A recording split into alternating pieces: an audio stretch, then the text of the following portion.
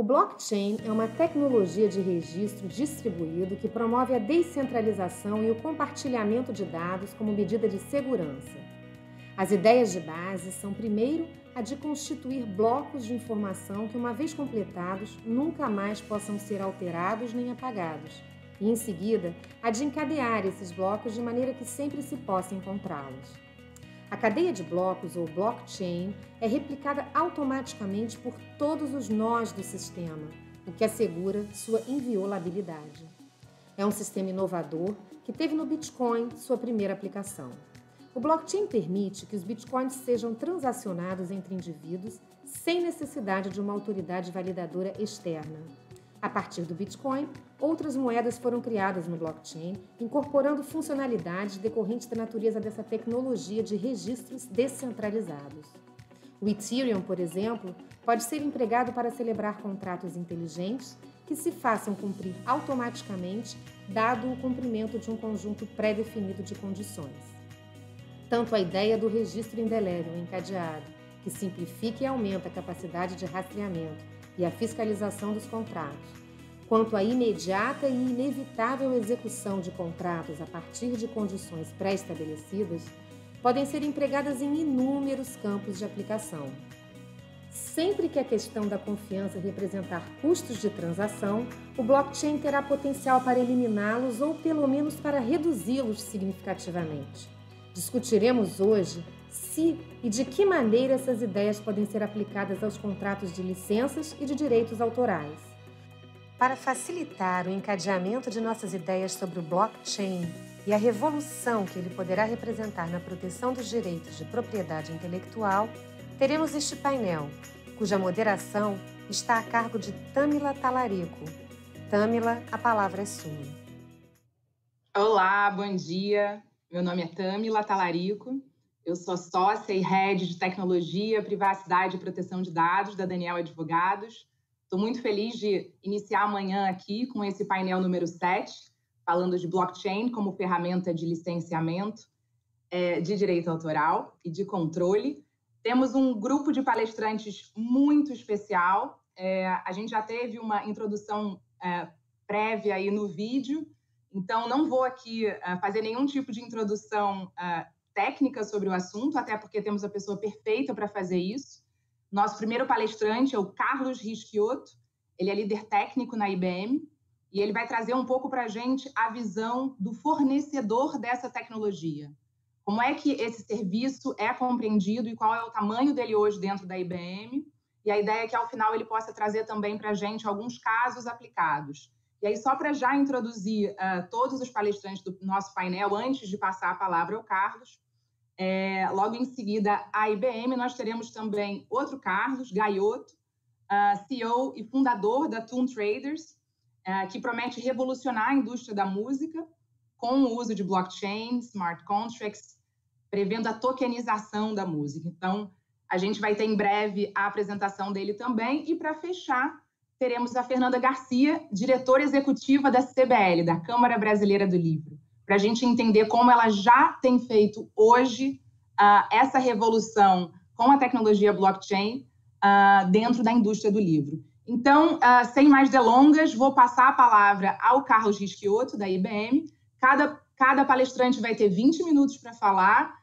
Em seguida, a gente já começa com a palestra seguinte e, ao final, teremos o tempo restante para perguntas, dúvidas. Então, eu estou acompanhando o chat. Quem quiser mandar alguma pergunta, por favor, envia por lá. Ou então a gente vai interagindo ao final com as questões que surgirem ao longo do processo. Carlos Rischiotto, muito obrigada. Você está me ouvindo? Está aí? Bom dia, estou ouvindo bem, sim.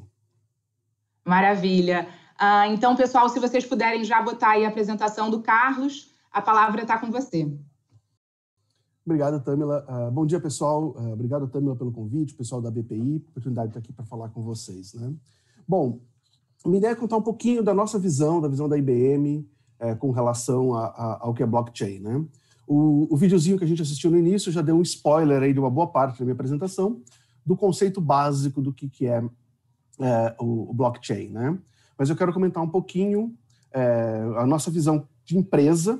A gente viu, né? A gente conhece um pouquinho da história, de onde nasceu o blockchain e tal. e contar alguns casos para vocês aqui de aplicação dessa tecnologia, né? Se puderem voltar um slide, por favor, acho que passou a mais. Obrigado. Como a gente até viu no vídeo, né, o blockchain é uma tecnologia que nasceu distribuída, né, ela nasceu espalhada. E por isso é importante, a primeira coisa que a gente pensar quando a gente fala nessa tecnologia é pensar na nossa rede de negócios. Eu costumo dizer que blockchain não é uma tecnologia que eu vou pensar direto na aplicação dela pura, não é como algumas outras coisas que tem por aí. O foco do blockchain é sempre a gente encontrar aonde que eu tenho um processo de negócios que essa tecnologia pode nos ajudar. E esse é o grande desafio, né? Encontrar problemas de negócios que eu possa resolver com a tecnologia, né? E sempre que eu começo a pensar em blockchain, eu tenho que pensar em rede. Então, quem é a minha rede? Com quem, que empresas, entidades, organizações, pessoas, eu faço algum tipo de transação? E o que nessa rede tem de valor a ser transacionado, né? Aí valor é bem subjetivo, a gente vai falar um pouquinho disso. Mas a primeira coisa é identificar com quem que eu estou falando, né? Com quem que eu trabalho, porque isso vai definir a minha rede. Existem no mundo 2 grandes tipos de redes. A gente tem as redes que a gente chama de públicas, são aquelas que estão na internet, como as das moedas, né? Do Bitcoin, Ethereum, que está na internet, quem quiser participar pode participar, se conecta na rede, consegue ver transação, consegue colocar a transação.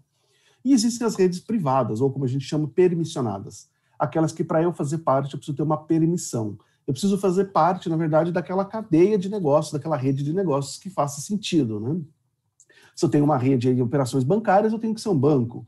Se eu tenho uma rede de rastreamento de alimentos, eu tenho que estar envolvido na cadeia de alimentos e assim por diante. Quando a gente fala de riqueza, a gente vai chamar isso no mundo de blockchain, né, de ativos. Se puder voltar um slide, por favor. Acho que o mouse está meio apressado aqui. Obrigado. A gente vai chamar isso aí de ativos, né, ou assets.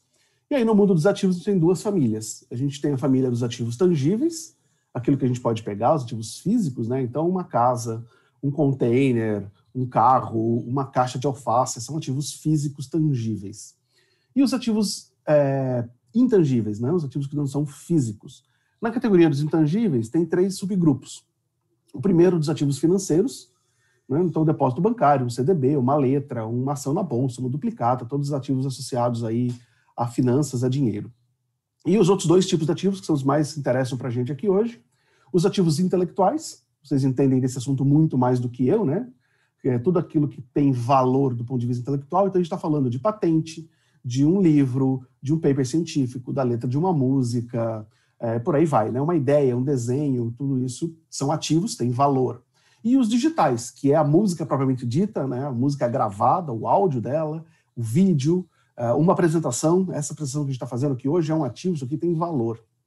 Obviamente, o valor aí pode ser monetário ou não, né? Pode ser um valor de imagem, um valor de propriedade mesmo, eu quero deixar isso livre, desde que todo mundo saiba que é meu, né? Eu quero colaborar, compartilhar, mas eu tenho que manter a autoria, então tudo isso são valores. E, obviamente, o dinheiro também é um ativo, né, bastante importante, mas o dinheiro tem algumas características especiais, como característica de ser anônimo, né? O papel moeda não tem propriedade, a gente tem só a posse dele, né?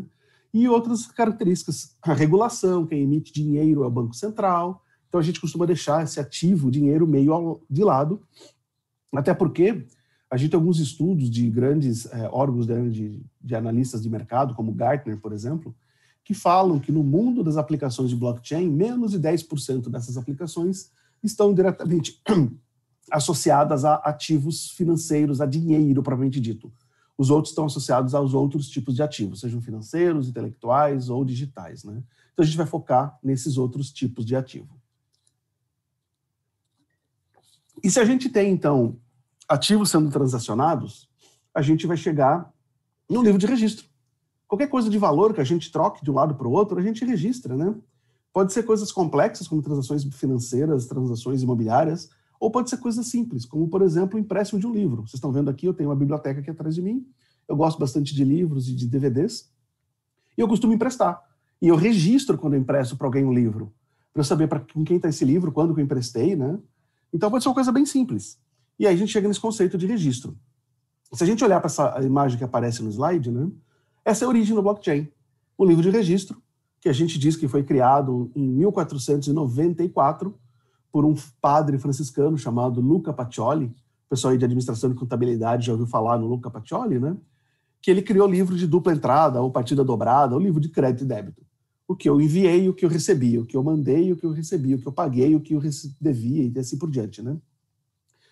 A ideia é bem simples e muito antiga, a gente está falando aí de mais de 500 anos. O grande desafio é como implementar um sistema de registro desse em computação. Porque esse sistema de registro tem uma característica muito importante, que é a característica de ser imutável. Se vocês repararem na imagem, as transações estão gravadas a tintas, escritas a tintas. Então eu não posso sair apagando. Se eu tiver um erro, eu corrijo. Como? Fazendo um lançamento embaixo que corrija, que compense o anterior. Né? Fazendo aí um estorno, alguma coisa parecida. Como é que eu faço isso em computador? O computador nasceu para processar dados, para modificar dados. Então, essa foi a grande inovação que o blockchain trouxe para a gente. Uma forma técnica, matemática e criptográfica de garantir a imutabilidade. Como é que ele faz isso? Usando criptografia e algoritmos criptográficos, algoritmos de hash, que vão fazer com que cada transação que eu grave, ela tenha uma assinatura, uma pegada digital, e essa pegada digital está conectada à pegada digital, à assinatura digital da próxima transação, e assim sucessivamente. Exatamente como aparece nesse livro. Eu tenho uma transação amarrada de baixo, né, todas elas estão na mesma página. Essa página tem um controle lá em cima, que aqui é o número da página. No nosso mundo, esse número vai ser um hash, né, um cálculo matemático. Eu junto essa página, que no nosso mundo eu vou chamar de bloco, e aí eu encadeio. Aqui no livro elas são encadernadas, né, são amarradinhas, costuradas. Quem já viu esses livros, né, são costurados uma página na outra. No nosso mundo eles são amarrados criptograficamente dentro dos blocos, né, as cadeias de bloco. Então aqui a gente tem o blockchain. A mesma ideia, só que hoje que a gente conseguiu implementar isso em computação. Né? Até então, ou melhor, até antes de 2008, isso não tinha como ser feito. Essa é a grande inovação. E dentro desse livro a gente pode registrar transações simples, né? Como ali o meu exemplo, João dá um carro para o Antônio, eu transfiro um Bitcoin para a Tâmila, e assim por diante, uma transação bem simples, né? De para, ou transações mais complexas. Se o Antônio pagar um valor ao João, o João vai transferir o carro. Se o carro não der partida, o dinheiro não é transferido. Se tiver multa, eu não posso vender. Se tiver gravame, financiamento, então tem um monte de regras, de condições para que a minha transação possa ser feita. Tá? Esse conjunto de regras e transições a gente chama de contrato. Daí vem o termo lá do smart contract. E aonde que a gente encaixa a blockchain? Em qualquer processo de negócios e qualquer transação que eu tenha duas ou mais empresas trocando informação e que eventualmente essas informações fiquem divergentes. Isso é natural. Eu tenho ali o participante A e B trocando informação, ao longo do tempo essa informação vai ter diferença. Ou porque teve uma falha em transmissão de dados, ou porque teve uma falha humana, alguém era para digitar 10, digitou 110, digitou 11, porque eu tive uma fraude, porque eu tive um ataque. E é justamente nesse cenário que a gente vai encaixar blockchain, criando um livro-razão, um livro de registro compartilhado e único. A mesma versão da informação vai estar acessível, compartilhada com todo mundo. Porém, se eu tivesse uma única instância, uma única cópia desses dados, eu teria um segundo problema, que era confiar em quem detém essa única versão da informação. Então, o que a gente faz? Segundo o grande conceito do blockchain, a gente vai distribuir uma cópia, uma réplica dessa transação, uma réplica de todo o livro de registro, para todos os participantes da nossa rede. No meu exemplo aqui, eu tenho 6 participantes. Os 6 têm uma réplica dos dados. Então, todo mundo tem cópia. É igual acontece com o contrato, né? A gente assina um contrato lá em 3 vias. Uma comigo, uma com vocês, e a terceira a gente põe no cartório. Caso qualquer uma das duas partes tenha dúvida, divergência, a gente vai lá no cartório conferir se aquela versão está correta, né? Aqui é mais ou menos a mesma ideia, só que para não precisar ter o conceito de um cartório, um ente notório, né, que todo mundo confia, a gente distribui para todos os participantes da rede. Portanto, a rede acaba adquirindo e inserindo confiança na própria rede. E se eu pensar numa fraude, num ataque, numa falha, eu teria que conseguir corromper, né, adulterar a maior parte da rede ao mesmo tempo, o que é praticamente impossível. Eu teria que atacar, invadir, no meu exemplo aqui, 4 computadores no mesmo milésimo de segundo para tentar adulterar alguma coisa. E isso é praticamente impossível, né? Devido lá todo o processo criptográfico, a distribuição dessas máquinas ao redor do mundo e assim por diante. Então, um blockchain torna-se uma solução extremamente segura e praticamente inviolável, né? É praticamente impossível modificar qualquer informação uma vez gravado lá. A gente sempre fala praticamente porque no mundo de segurança ninguém dá 100% de certeza, né? Mas está aí o exemplo do Bitcoin, que está rodando desde 2008, né, 12 anos já no mercado, e até hoje ninguém nunca conseguiu adulterar nenhuma transação do Bitcoin. E se alguém conseguir fazer isso, pode ganhar muito dinheiro. Bitcoin hoje vale mais de 120 bilhões de dólares. Portanto, o incentivo financeiro não falta, né? Isso prova que a tecnologia é realmente segura. Então, quando a gente começa a falar de confiança trazida pelo blockchain, ela vai se basear em 4 pilares. O conceito realmente do livro distribuído e compartilhado, todo mundo tem acesso à mesma versão da informação. A ideia do contrato, então eu capturar tecnicamente num programa de computador determinístico, preciso, que sempre vai dar o resultado correto, a validação de todas as minhas cláusulas de contrato. Então, eu só posso transferir essa propriedade desse ativo, eu só posso aceitar esse registro se todas as minhas condições forem aceitas. E aí as condições dos contratos os mais variados possíveis, tá? Pode ser, se eu receber essa caixa de carne congelada na temperatura adequada, caso contrário eu não aceito, é uma cláusula, é uma regra. Ou pode ser se eu for o detentor daquela propriedade intelectual que eu quero compartilhar, se eu for o autor daquele livro que eu quero compartilhar como editor, e assim por diante, qualquer coisa, qualquer regra. O terceiro pilar é a questão da privacidade, eu poder ter mecanismos que me garantam que eu só vejo aquilo que eu tenho interesse, que eu tenho permissão para poder ver, né? E só vejo as minhas informações quem tiver permissão também. E a questão de prova que funciona dos dois lados da moeda. Eu poder provar para todo mundo que participa da minha rede que foi eu quem fiz essa transação, então eu provar que foi eu que gerei essa mudança, essa transferência, etc. E a rede poder comprovar que fui eu que fiz também, no caso de um não repúdio, né? Se eu chegar no futuro e falar, não, mentira, eu não falei isso, eu não fiz essa transação. A rede toda para poder falar, sim, você fez, está aqui a prova criptográfica, assinada digitalmente, que foi você quem fez a transação. Então, esses são os pilares que trazem aí para a gente a confiança no nosso processo de negócio, né? O blockchain nasceu lá em 2008 com o Bitcoin, a gente já ouviu falar isso, né? Vocês viram aí já um pouquinho sobre esse assunto. E até 2015 ele ficou preso no mundo das criptomoedas. A partir de 2015, as empresas de tecnologia e grandes empresas que usam tecnologia começaram a enxergar o blockchain como uma tecnologia que podia melhorar processos de negócio. E aí a gente começou a ter desenvolvimento de outras soluções de blockchain. Em 2016 tem um marco bastante importante, que é a fundação do Hyperledger. Hyperledger é uma iniciativa aberta, de código aberto, código livre, né, de open source, coordenada pela Linux Foundation, para desenvolver blockchain de forma aberta. Por quê? Lembra das redes? Da nossa rede, a gente vai ter empresas dos mais diversos tamanhos. É importante que a tecnologia seja acessível, inclusive gratuita, para quem quiser participar da minha rede. A gente tem empresas que fornecem essa tecnologia, então o caso da IBM, a gente disponibiliza o Hyperledger na nuvem da IBM, com toda uma camada de ferramentas para facilitar o uso, de gestão, suporte, operação, mas se alguém quiser parte da minha rede, quiser fazer download disso de forma gratuita lá no Hyperledger e sair usando, também pode, se conecta na minha rede. E também a gente acha muito importante que o código seja livre, né, seja aberto com desenvolvimento colaborativo. E aí, ao longo dos anos, a gente viu uma série de projetos evoluindo, né, e crescendo. Alguns desses projetos no mundo todo, alguns no Brasil. Só para dar uma noção de números para vocês. Aqui eu estou falando só de projetos da IBM, tá? São só os projetos que eu posso falar, né? A gente tem aí mais de 500 projetos desenvolvidos pela IBM, mais de 1.100 redes ativas na nossa nuvem. Por que isso, né? A gente vê essa diferença de números. Porque a gente vê aí que tem muitos projetos que nasceram ou com parceiros da IBM desenvolvendo, ou com próprios clientes e empresas desenvolvendo sozinhos esses projetos e colocando na nuvem. Para que essas redes funcionem, a gente acabou criando aí, ajudando a criar, né, a IBM acabou participando da criação de mais de 100 consórcios ou associações aí no mundo para coordenar essas redes, que é uma coisa bastante importante. Se eu vou criar uma rede para coordenar algum tipo de atividade, eu preciso ter um sistema de governança, né, normalmente uma associação, um consórcio, uma joint venture, para coordenar essa rede. Né? Então aí é bastante importante o papel desses órgãos, dessas entidades, né? E aí eu vejo um ponto bastante interessante, como a própria BPI podendo ser a governadora, a entidade de governança de uma rede de propriedade intelectual no Brasil, porque eu preciso ter regras para essas redes, né?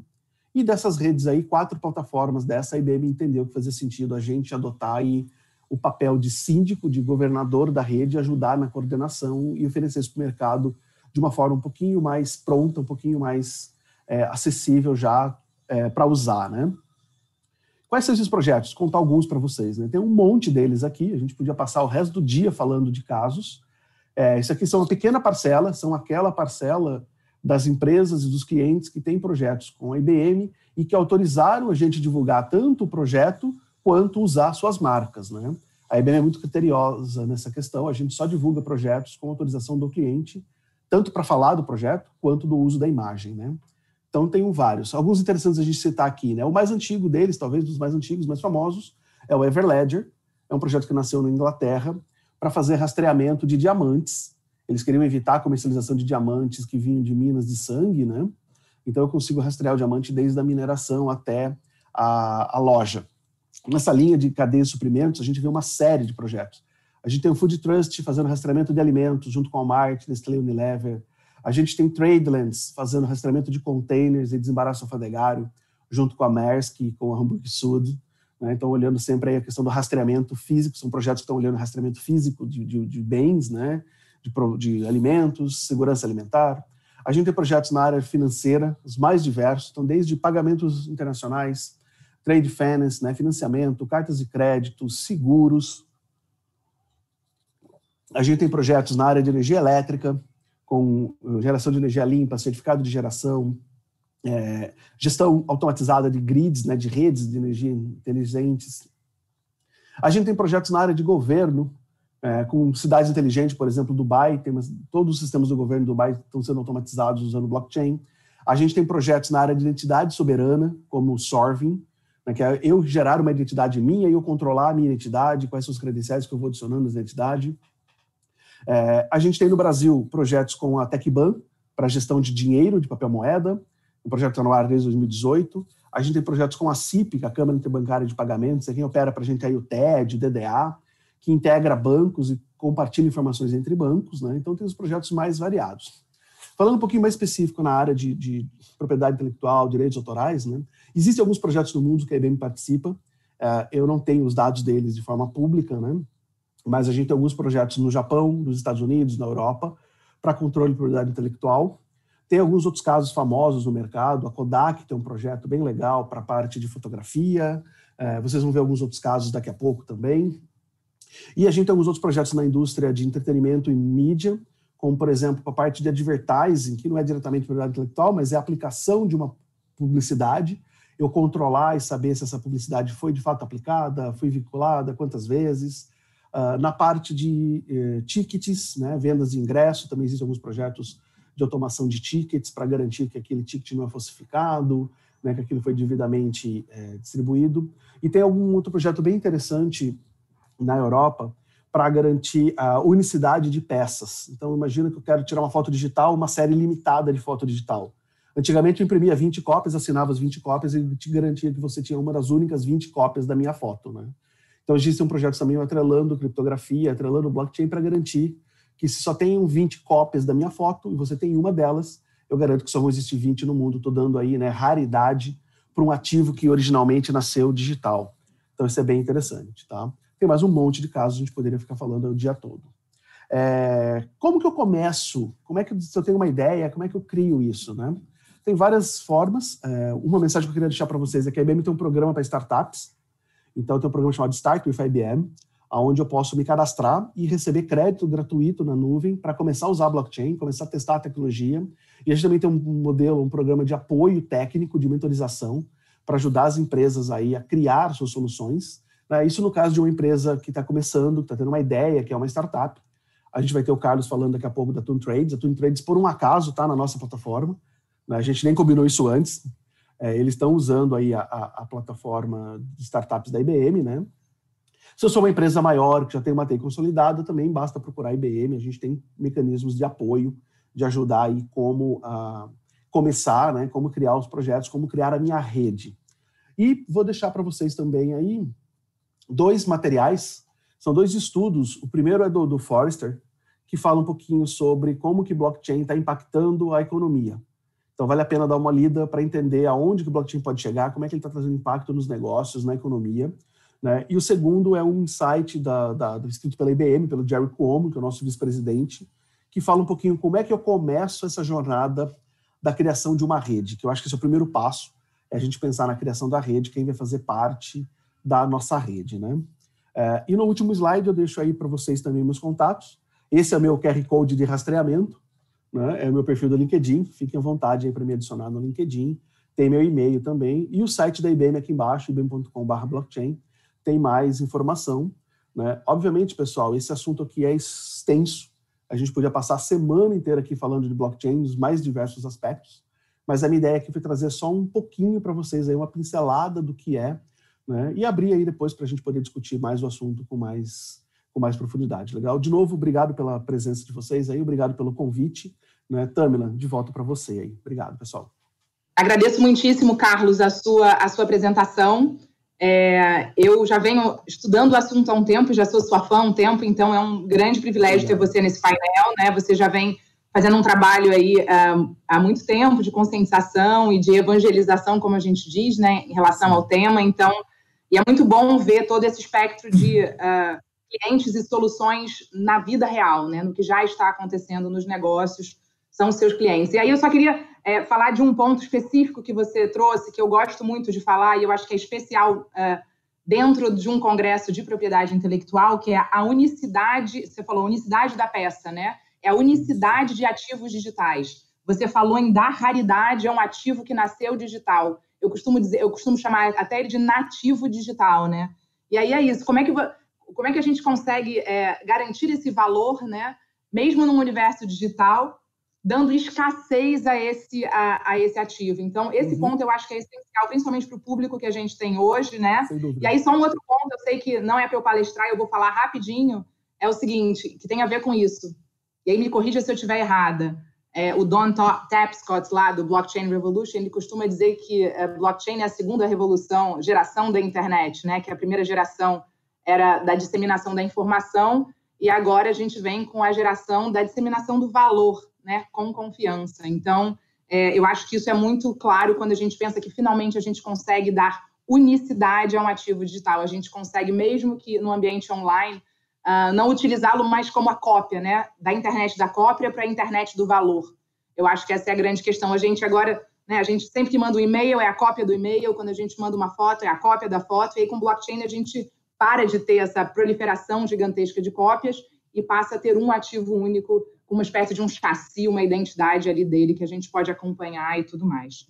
Carlos, muito obrigada. Eu já vou passar ao próximo painel. Queria aproveitar só para explicar a quem está assistindo o que aconteceu, né? A gente começou no horário previsto, a gente teve um problema de transmissão aqui, uma queda de internet geral mesmo da transmissão do evento.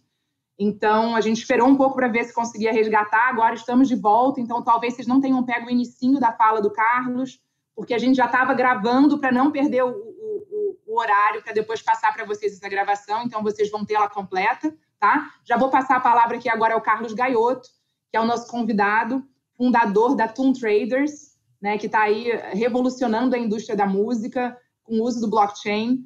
Então, Carlos, fica à vontade. Obrigado, Tâmila. Obrigado, a BPI, pelo convite. Foi muito boa essa introdução do Carlos Gaiotto, né, da IBM, que é, inclusive, nossa parceira nesse projeto. É interessante a gente falar antes, né, de ativos para poder entrar em que Toon Traders tenta fazer, né? A gente tenta justamente isso, conectar capital de fãs e investidores a projetos e carreiras artísticas, né? Para mim, existe toda uma narrativa, uma história por trás da indústria da música e das artes, que é sempre muito polêmica, às vezes contraditória, e a gente entende que sempre o poder está na mão de quem financia. Então, apesar de a gente usar o blockchain como um enabler, né, como uma tecnologia pela qual a gente vai fazer essas transações, a gente percebeu que o valor principal que a gente poderia agregar no mercado seria a transparência, porque justamente é onde a gente mais tem problemas estruturais no mercado, né? Um mercado que sofre tanto com pirataria, por exemplo, né? Como a indústria da música e das artes em geral. Então, a gente, entendendo que a gente ganharia um pouco mais de relevância agindo no princípio do mercado, que é o financiamento dessas obras, a gente conseguiria, de uma certa forma, plugar nesse ecossistema que a gente está montando os diversos outros players, né, desse mercado, que a gente mapeou mais de 26 atravessadores ou prestadores de serviço dentro dessa indústria, e que uma vez que a gente conseguir no financiamento, a gente conseguiria atrair a atenção desse restante de mercado. E assim a gente conseguiria resgatar um pouco da transparência desse mercado através do blockchain. Deixa eu só caminhar aqui para a apresentação.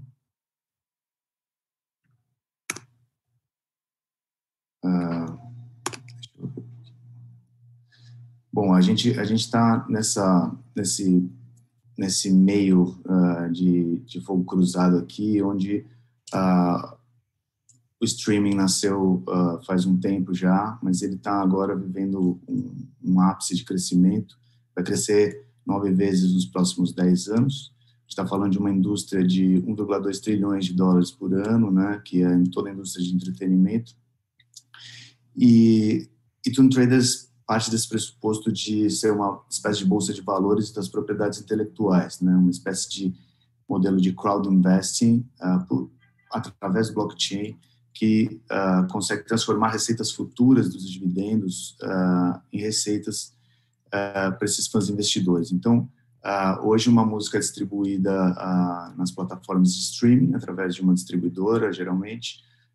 Eu mapeei mais de 500 distribuidoras hoje no mundo, que estão ali no Mar Vermelho brigando, que uma vez plugadas, a gente consegue, plugadas no nosso ecossistema, a gente consegue dar ao próprio artista mais controle das suas receitas, mais clareza de onde essas receitas estão vindo. E é claro que no futuro a gente deseja que os serviços de streaming em si estejam ali, né? Então, a gente quer atender todo o mercado de arte, mas a gente parte da música por já estar sendo, além do vídeo, né, já está sendo exercitado isso há muito tempo. A música de uma maneira mais madura, até porque eu acabei de mencionar que a gente tem mais de 500 players fazendo controle de receitas nesse sentido. Então, dessa forma, a gente consegue ofertar aos investidores e aos fãs, e até as pessoas jurídicas, eu já falo sobre isso, empresas e marcas que querem patrocinar uma música, por exemplo, mais confiança nesse processo. Aqui a gente tem alguns problemas, como eu já mencionei alguns, né, mas aqui são alguns clássicos. A gente fez uma pesquisa muito extensa para mapear quais eram os maiores problemas desse mercado, né, em relação ao capital, né? Então, falta de transparência e, historicamente, o artista sempre depender do capital das gravadoras, né? Então, aqui eu tenho 3 exemplos, de como o negócio da música é bom e é lucrativo, né? A gente tem aqui, por exemplo, um case, não é muito bom, mas assim, uma dupla, 2 pessoas na internet fazendo sucesso, cada uma num lugar. Aí chega um empresário, tem um artista dele que está em decadência ali, ele acaba pegando aquele caixa que ele tem, investe nessa outra dupla, mas nesse CNPJ que ele cria com essa dupla, só dá a dupla 25%, ou seja, cada um tem 12,5% de sua carreira. Isso é meio padrão, assim, seja através de empresários, seja através de gravadoras, é o que acontece. E normalmente essas carreiras acabam durando menos, né? Por esse mesmo motivo. Aqui a gente tem um exemplo, um cowboy da internet que falou né, deixou escapar essa frase assim: bom, se eu vejo um talento, eu mesmo coloco 100 mil reais no clipe dele e não divido com ninguém, né? E aí a gente terminou nossa conversa por aí, porque a gente quer justamente oferecer essa possibilidade de colocar 100 mil reais, que ele sabe que ele vai ganhar 150 mil no dia seguinte do lançamento da música. A gente queria ofertar para todo mundo, né? Inclusive injetando mais capital nesse mercado. Então é um outro exemplo de como é um negócio rentável a indústria da música. E o streaming por si só, que permite que a gente consiga mapear os streamings de uma certa forma e mapear essas receitas, quando exercitado através do blockchain. Eu vou falar também de uma iniciativa da qual a gente está fazendo parte, que é Open Music, que é uma iniciativa da Berkeley, Faculdade de Música, Universidade de Música, com o MIT, que eles pretendem fazer com que toda a propriedade intelectual já seja, como prerrogativa, colocada em blockchain, ou seja, o ISRC, o ISWC, de quando uma obra é gerada, já ser inscrita no blockchain. E a gente está querendo fazer, ou já está estudando como integrar isso com a plataforma deles, né? Aqui é só um escopo de como que é dividido o mercado, né, e aonde a gente pretende atacar, que seria nessa última coluna aqui. Mas eu acho que para esse assunto aqui não se estender, a gente pode avançar esse slide. Eu queria que soltasse esse vídeo, que é uma campanha que a gente tem, é um videozinho rápido de 1 minuto só. Não sei se eles podem soltar para mim. Quer uma grana para gravar o seu som sem amarrar sua carreira a um empresário ou gravadora? A Toon Traders conecta artistas diretamente ao capital de fundos e fãs investidores. Você disponibiliza a ideia ou a letra da música que quer gravar e a Toon Traders fraciona a faixa em pequenas partes registradas em blockchain. Depois, cada vez que ela tocar em algum serviço de streaming, essa grana do play retorna aos artistas e investidores donos dessas cotas. A música Travo, do Paulinho Novaes, com o do Ana Vitória, por exemplo, recebeu, após seu mês de estreia, R$ 63 para cada R$ 50 investido. E o Fundo Barra investiu 50% do próximo lançamento do rapper Nunes. Ganhe dinheiro para gravar sua música. Seja um Toon Trader. Os primeiros 50 fonogramas a levarem capital com a gente ganham distribuição sem cobrança de taxa.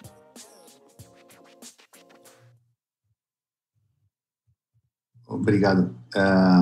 Aqui é uma campanha que a gente lançou para os músicos em geral, a gente está lançando, na verdade, que é posterior à Batalha de Versos, que vocês estão vendo aqui no site, que foi um sucesso, né? Eu já vou falar sobre isso, mas basicamente, depois que uma música é lançada, a gente faz a conexão com a distribuidora e, ao receber esses royalties, a gente acaba dividindo isso, retokenizando através do blockchain para quem fez aquele aporte. Então, eu vou citar um caso aqui, que vai ajudar a ilustrar isso, que é o case da Ana Vitória, na verdade do Paulo Novaes com o duo Ana Vitória, né?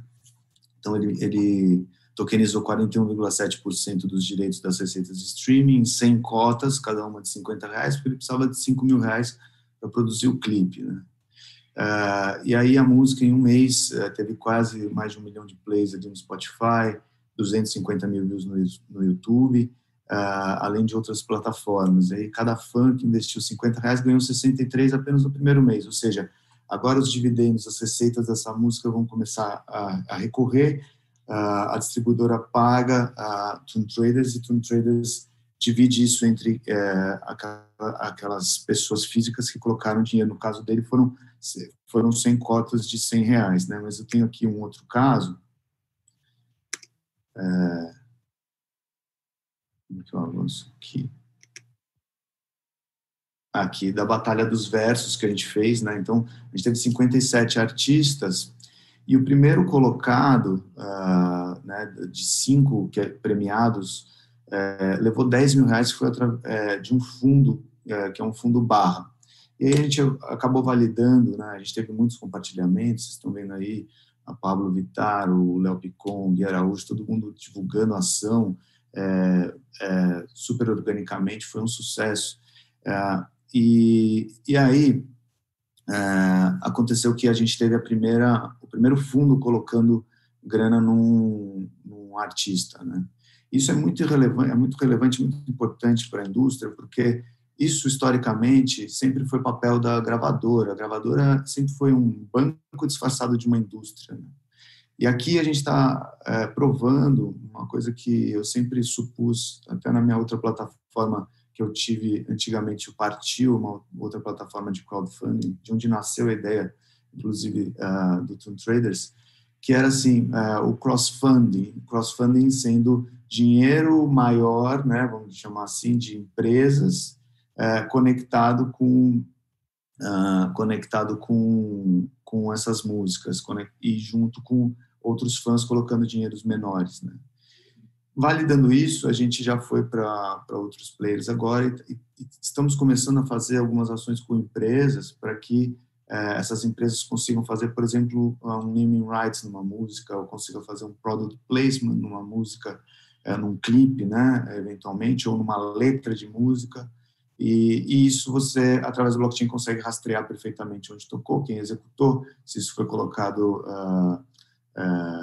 indevidamente em algum lugar, né? Então, são algumas das aplicações. Aqui é um pouco de como funciona, né, o nosso processo de financiamento, né, desde o lançamento do projeto até o saque dos royalties, e quem são os 3 agentes que a gente tem nesse momento na nossa rede, né? Então, a gente quer conectar os 26 players que a gente elencou, que eu falei no começo, mas a gente começa por esses 3 que hoje são determinantes para esse momento do nosso negócio, né? São o artista, o fã, que na verdade é um investidor, que agora pode ser uma empresa também, e um distribuidor, né? E aqui eu falo um pouco do nosso time, né? O Maurício Magaldi, o Marcelo, e eu, cada um com uma especialidade, né? Em tecnologia ou em eventos e, no meu caso, em propriedade intelectual. E aqui alguns parceiros que a gente está trabalhando. Então a gente tem a Som Livre junto com a Fluve, que é da Globo, né? Hoje é uma coisa só, né? É uma só Globo. Então como parceiros na distribuição nesse momento, com papel distribuidora e ajudando a gente nas campanhas todas. A IBM é onde a gente está com o blockchain, o nosso environment de blockchain rodando. O Fundo Barra apoiou esse primeiro artista, ajudou a gente a criar esse case. A gente está sendo acelerado pela FGV Ventures e o Big Bets. E aí a gente faz parte da iniciativa da Open Music, que é tanto do MIT quanto da Berkeley, fazendo com que a gente, muito em breve, torne tudo isso numa coisa só e a gente não dependa mais apenas do ISRC da música para controlar. E essa foi a minha apresentação. Eu agradeço a possibilidade de mostrar nosso case e espero que a gente tenha algumas perguntas boas no final. Obrigado. Obrigada, Carlos. A gente vai seguir correndo já para a nossa próxima apresentação, que é a Fernanda Garcia, diretora executiva da Câmara Brasileira do Livro. Se o pessoal já puder botar, a Fernanda está com um horário bem apertado, então vamos deixar para ouvi-la e aí no final a gente entra já com algumas perguntas. Fernanda, você está aí? Você me ouve? Estou aqui. Obrigada pelo convite. Queria agradecer aí o pessoal da BPI pelo convite, a aula que os amigos Carlos e Carlos deram aí para a gente. O Carlos Rischiotto facilita muito a vida, né, para fazer a apresentação, porque ele explica a tecnologia do blockchain de uma forma muito clara. Obrigada por abrir o caminho aí para a gente poder falar dos nossos projetos. Está aparecendo a apresentação? Tá sim, pode seguir. Bom, então eu vou tentar ser rápida aqui, gente. A ideia é assim, eu sou a Fernanda Garcia, eu sou diretora executiva da Câmara Brasileira do Livro. Minha formação é em Direito, minha especialidade é Propriedade Intelectual. Fiquei por muito tempo no jurídico da CBL, mas agora eu estou na posição de executiva. Então, hoje eu vou falar muito rapidamente aqui, só para quem não conhece da Câmara Brasileira do Livro, quem nós somos, das aplicações de blockchain, que são inúmeras, conforme o Carlos falou, mas aqui eu vou apresentar algo mais relacionado com o setor editorial, com o mercado de livros, né? E aí, essas aplicações de registro, licenciamento e colaboração. Opa, voltar aqui um pouquinho.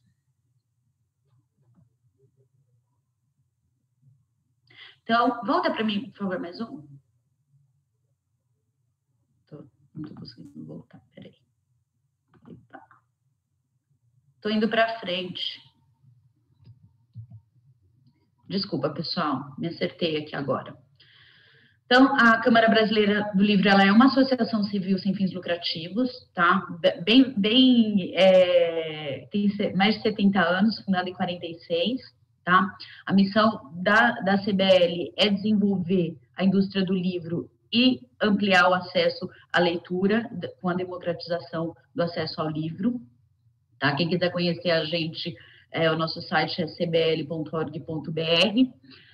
Nós atuamos com serviços, eventos, fazemos um trabalho de advocacy como associação, né, na defesa do setor, realizamos prêmio e campanhas. Aqui eu vou passar bem rapidinho algumas coisas legais que a gente faz. A gente faz a Bienal Internacional do Livro de São Paulo, a gente faz o Prêmio Jabuti também, que acho que talvez seja um dos prêmios mais conhecidos da literatura brasileira.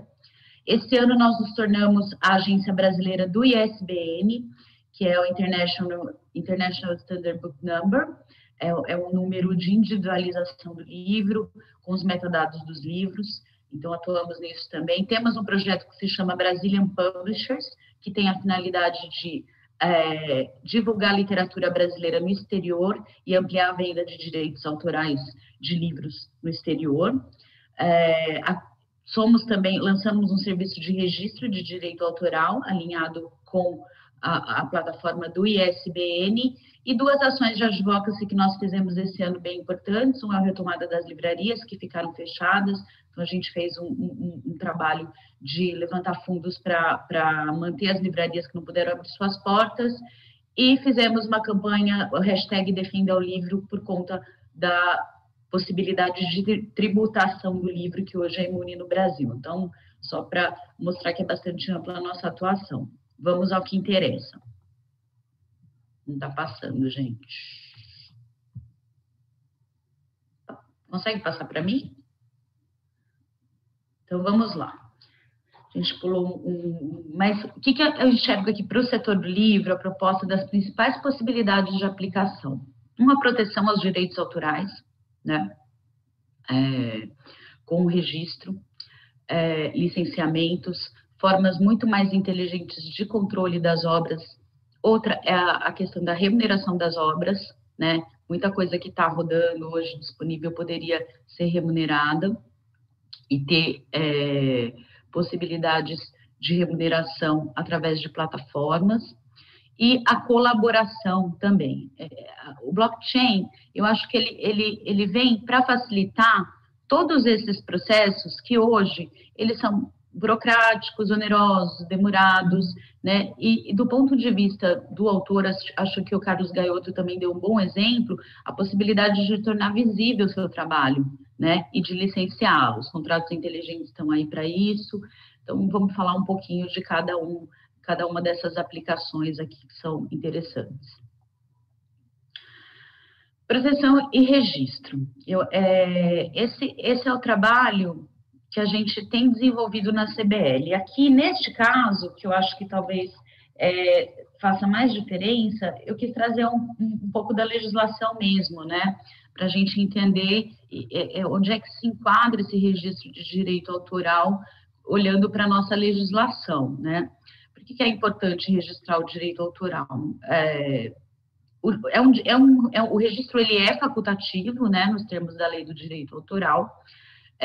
Uma vez publicada a obra, os direitos já são presumidamente em nome de quem a obra foi publicada, mas hoje em dia, com a velocidade das coisas, nós trocamos informações por WhatsApp, pela internet, os arquivos são digitais, então a possibilidade de vazamento de uma obra inédita e de que possa ter algum tipo de apropriação desse trabalho é muito maior do que quando a gente estava num momento mais analógico e que tinha que fazer cópia disso. Então, o que a gente imaginou? Que seria importante para o setor do livro ter uma possibilidade de registro de direito autoral fácil, rápida, barata, para estabelecer um marco temporal. Muitas vezes você está negociando essa obra ou está trabalhando essa obra antes dela ser publicada.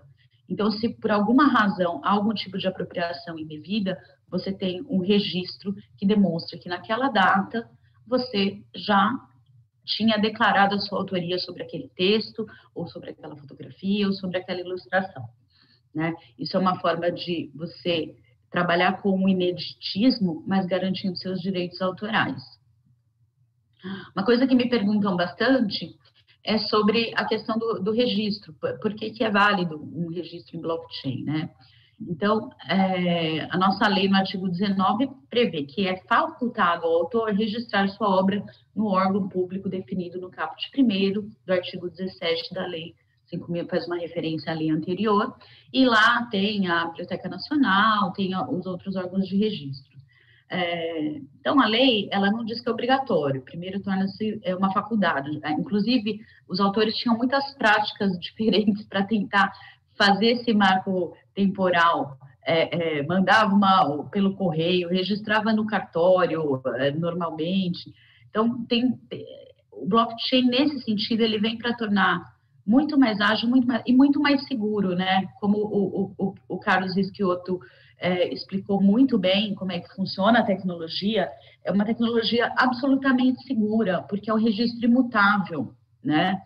Então, é bastante bom e trouxe uma agilidade para o autor, para o próprio editor. E aí, para que serve esse registro? Para produzir prova, né? Efetivamente, no caso de demanda judicial, alguma discussão sobre autoria, sobre obra, o registro de direito autoral ele vem a ser apresentado como prova. Lembrando que o Código de Processo Civil, né, autoriza você a empregar todos os meios legais de prova, né, moralmente legítimos, ainda que não especificados neste código. Então, embora o código ele seja anterior, né, ele não tenha pensado em prever aceitar como prova o blockchain, algum registro em blockchain, né, o texto do Código Civil permite qualquer tipo de produção de prova. E aí, eu quis trazer aqui uma primeira decisão que a gente viu sobre o blockchain, né? A tecnologia de blockchain considerada em decisão judicial na 5ª Câmara de Direito Privado do Tribunal de Justiça de São Paulo. Era um agravo de instrumento, era com um pedido de tutela de urgência. A ação era sobre divulgações em redes sociais, não era de direito autoral, mas assim tem uma similitude muito grande. Então, no pedido de tutela de urgência, havia o pedido de não notificar, né, as pessoas que fizeram a publicação, para que elas não pudessem apagar as postagens. Mas o próprio requerente, ele fez o registro dessas postagens no blockchain e a desembargadora entendeu que não se justifica a pretensão de abstenção da comunidade de terceiros a respeito do requerimento do agravante e dos termos da demanda, inclusive porque o próprio recorrente afirmou que, a partir do conhecimento dos fatos, o autor providenciou a preservação de todo o conteúdo via blockchain, junto à plataforma OriginalMy, hábil a comprovar veracidade e existência dos conteúdos. Então, é um primeiro caso do reconhecimento aí da tecnologia que eu tenho conhecimento, pelo menos, mas é muito interessante já ver, embora não seja uma sentença, é uma decisão num interlocutório aí, mas é bem interessante, já há um reconhecimento disso como prova. Então, é absolutamente válido. Então, aqui eu entro um pouco no caso do registro de direitos autorais. A gente tem uma plataforma que se chama CBL Serviços. Cadê? Deixa eu ver. Tá? Então, nessa plataforma, o usuário ele já tira o ISBN da obra, ele tira a ficha catalográfica, que são ambos procedimentos necessários para publicação de livros no Brasil, nos termos da Lei 10.753, e ele também agora pode fazer o registro de obras ou contratos na tecnologia blockchain, tá? Porque registrar uma obra, acho que a gente já comentou, né, para produção de provas, várias finalidades para isso. O que pode ser registrado na nossa plataforma é qualquer tipo de obra protegida pelo direito autoral.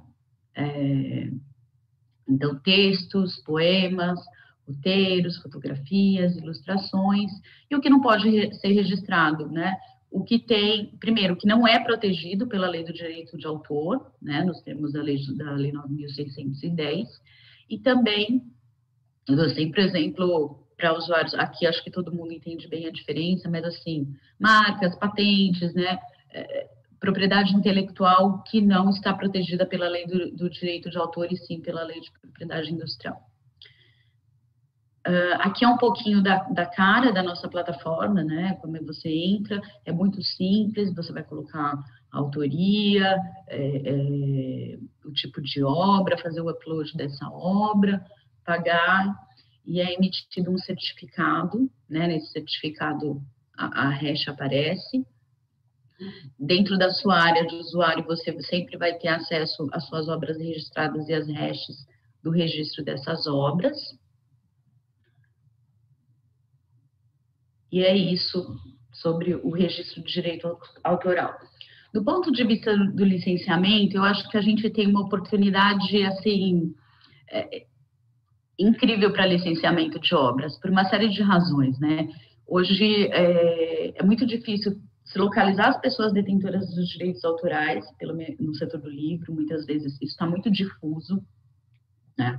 Então, a criação de uma plataforma única para a gestão desses direitos seria algo muito interessante, traria muita transparência, né, para as remunerações de licenciamento, e a possibilidade de disponibilização de obras com contratos inteligentes, o que torna, assim, a possibilidade dos formatos de licenciamento serem infinitas, né? Você criar as condições para cada tipo de licenciamento de uma forma com remuneração justa, com condições que o detentor dos direitos autorais ou outro considerar adequado. Então, é uma oportunidade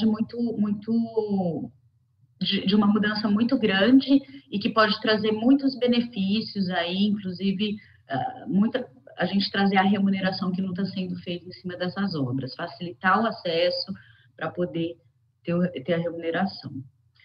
Aí eu trouxe alguns casos, a Poet, de que ele é um catálogo universal, ele é aberto, compartilhado e registra os metadados e as informações da propriedade de vários criativos digitais.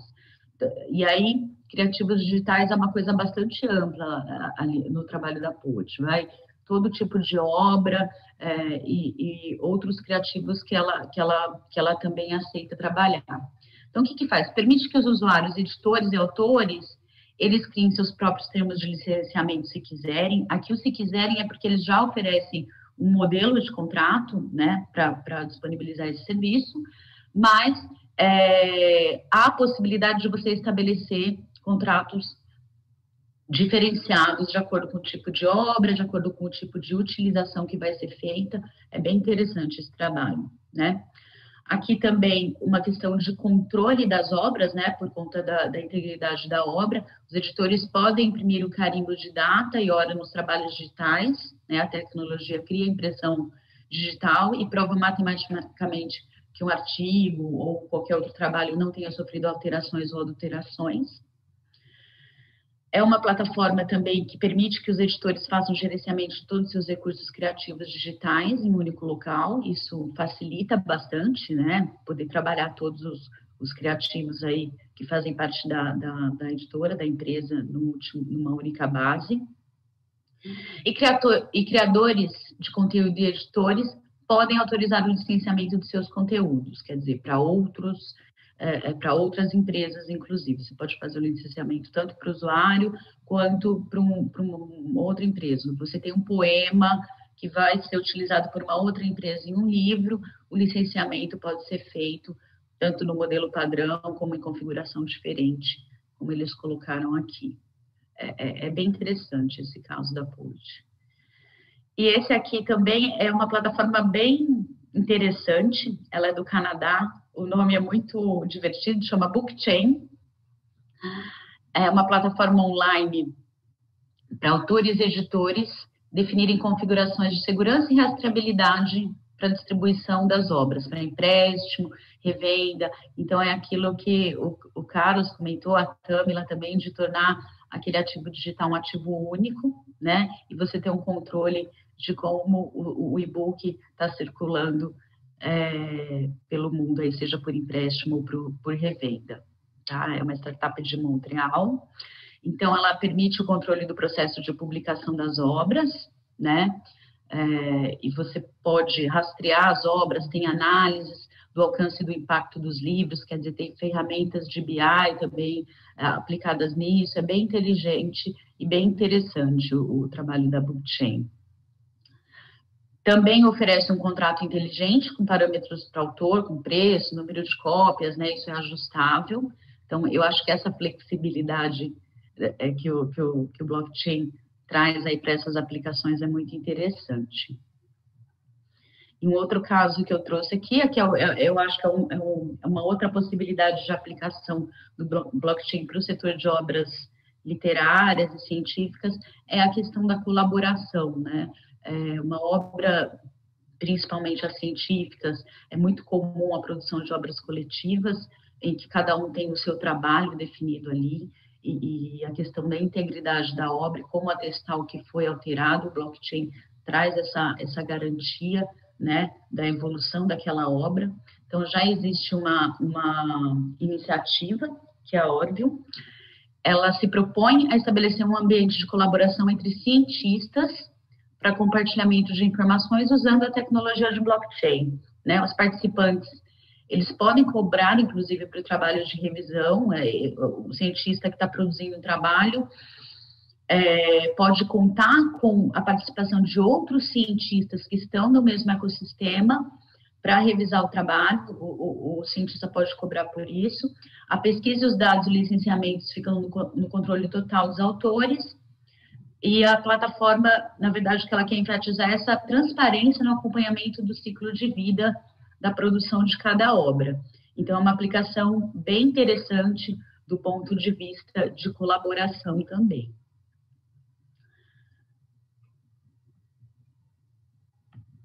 Voltando aqui, desculpa. Eu trouxe um outro assunto que não tem muito a ver com propriedade intelectual aqui, mas eu acho que vale a pena contar, seria uma outra aplicação. O mercado editorial, ele faz as suas vendas, tanto das obras impressas, no digital, o formato é diferente, mas que é através de consignação, né? Então, o editor, normalmente, ele entrega os livros para os pontos de vendas, livrarias, marketplaces, e recebe conforme esse livro é vendido. Obviamente, isso tem muito trabalho, a questão das prestações de contas desses livros, estoques, são coisas que também poderiam ser resolvidas dessa forma. E essa provocação foi feita pelo Bruno Mendes, ele escreveu um artigo no Publish News, que é um veículo de comunicação do mercado, falando da possibilidade de aplicação desse formato, com a utilização do blockchain para o negócio do livro, né? E aí, o que a gente enxerga aqui? A questão da confiança, a transparência, né, das prestações de contas, contratos inteligentes, clareza sobre as vendas e pagamentos automáticos. Então, é mais uma possibilidade para o setor de livros aí de aplicação de blockchain. Deixei meu e-mail disponível. Também, quem quiser, eu estou no LinkedIn, é fácil me contatar. Fernanda Gomes Garcia no LinkedIn. Obrigada pela oportunidade. Obrigada a você, Fernanda. Obrigada, Carlos Rischiotto. Obrigada, Carlos Gaiotto. Realmente uma honra receber vocês três aqui. As palestras foram muito elogiadas aqui no chat. A gente fica super feliz de poder contar com pessoas como vocês que já estão vivenciando isso na prática, que podem passar tanto desse conhecimento para o nosso público. A gente vai ter que fechar, infelizmente, o nosso painel foi reduzido de 1h30 para 1 hora. A gente agora estaria aberto para perguntas e poder debater. Infelizmente, não vai ser o caso, mas vocês vão receber essa palestra, né, a gravação dela. E, além disso, a gente pede mais uma vez desculpas pela falha técnica que a gente teve, tá? E agradeço muito à BPI, a todos vocês que acompanharam a gente aqui nessa manhã e, principalmente, aos nossos palestrantes incríveis. Então, muito prazer, eu sou Tâmila e até a próxima. Já faz algum tempo que falamos da velocidade das transformações do mundo. Mas, na verdade, esperávamos que essas mudanças seguissem um ritmo imposto por nós mesmos, segundo nossas próprias necessidades. como se as mudanças fossem previsíveis ou fáceis de assimilar. Até que o mundo parou e tivemos que ouvir as notícias e ver de frente a nossa própria vulnerabilidade. Nenhum de nós esperava experimentar uma situação como esta, mas aqui estamos, imersos nela. Mas será que conseguimos aprender alguma coisa com tudo isso? Ser capaz de aprender é a marca maior da nossa condição humana. Mas tivemos que nos superar para lidar com o que chegou. E agora ficou patente o que é verdadeiramente importante para nós. Entendemos que fazemos parte de um grande ecossistema e que cada um depende dos demais. O desafio é aprender juntos os novos caminhos da transformação digital. Fazer diferença com inovação, empatia e coragem. É com esse espírito que a equipe da LD Soft está aqui pronta para ajudar você a fazer cada vez mais pelo seu cliente, oferecendo meios para você trabalhar com mais produtividade e eficiência, mesmo nas condições inesperadas do trabalho totalmente remoto.